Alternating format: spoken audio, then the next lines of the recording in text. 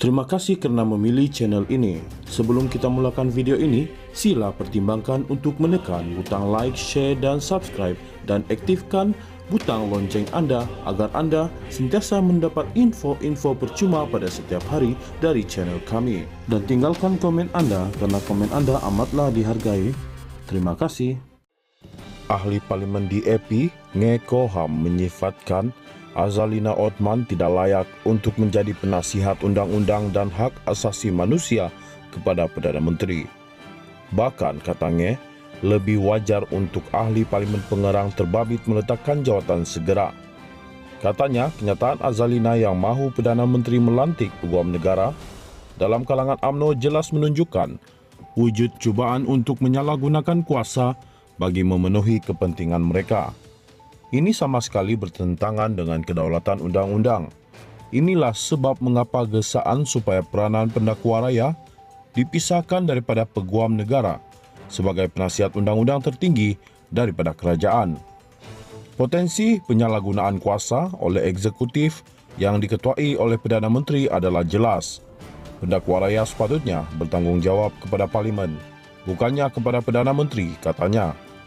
Nge yang juga seorang peguam menambah, selaku penasihat Ismail Sabri Yaakob, Azalina terbukti tidak layak untuk tugas tersebut. Sabtu lalu ketika berucap pada Majlis Taklimat Khas Presiden UMNO di Pusat Dagangan Dunia Kuala Lumpur, Azalina secara terbuka menyoal mengapa Ismail Sabri Yaakob tidak memilih orang dia sebagai peguam negara.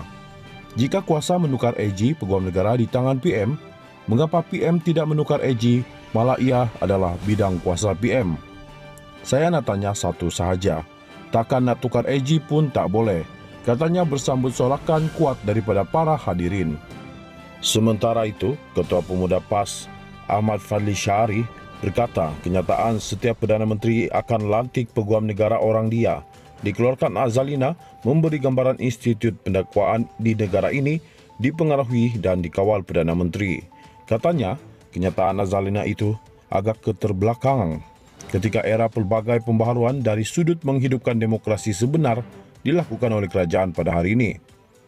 Langkah yang paling baik ialah memisahkan fungsi peguam negara dengan tugas pendakwaan. Ini sebenarnya telah dimulakan perancangan oleh pihak kerajaan ketika Taqiyuddin Hasan sebagai Menteri di Jabatan Perdana Menteri, Parlimen dan Undang-Undang. Pada ketika kenyataan itu dibuat, menariknya, ia juga sebagai menyahut cadangan ahli Parlimen Pengerang yang ketika itu sebagai timbalan yang dipertua Dewan Rakyat, turut beliau menuntut supaya sebuah Suruhanjaya Siasatan Diraja ditubuhkan bagi pembaharuan Jabatan Peguam Negara, katanya lagi.